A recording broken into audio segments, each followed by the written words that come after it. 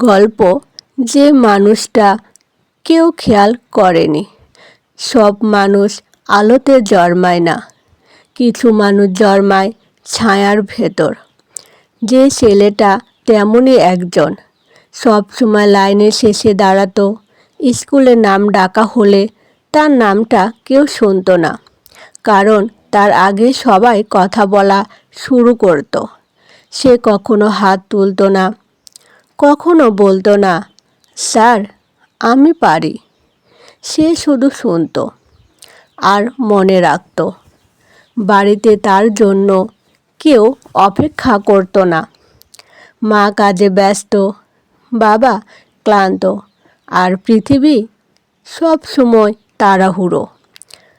তার সবচেয়ে বড় বন্ধুত্ব ছিল জানালার পাশে বসে থাকা বিকেলগুলোর সঙ্গে, যেখানে সূর্য ডুবে যেত আর সে ভাবত, আমাকে কেউ একদিন খুঁজবে তো। সে স্বপ্ন দেখত, কিন্তু কাউকে বলতো না, কারণ সে জানত সব স্বপ্ন শুনবার মতো মানুষ সবাই পায় না। একদিন স্কুলে ঘোষণা এলো, আগামী সপ্তাহে বার্ষিক প্রদর্শনী। সবাই উচ্ছ্বসিত। কেউ রোবট বানাবে, কেউ গান গাইবে, কেউ স্টেজে উঠবে। সে কিছু বলল না, শুধু সে রাতে ঘুমাতে পারেনি। ভাঙা কাগজ, পুরনো তার, একটা নষ্ট ঘড়ি, এসব জিনিস নিয়ে সে চুপচাপ কাজ করলো। কেউ জানল না প্রদর্শনীর দিন স্টেজে আলো জ্বলল, তালি পড়ল, নাম ডাকলো। সবাই ব্যস্ত ছিল কে জিতবে তা নিয়ে। এক কোণে দাঁড়িয়ে ছিল সে, হাতে একটা ছোট জিনিস। কেউ তাকালো না। শেষ মুহূর্তে এক শিক্ষক বললেন, এটা কি? ছেলেটা প্রথমবার মাথা তুলল, কাঁপা গলায় বলল, স্যার এটা কাজ করে।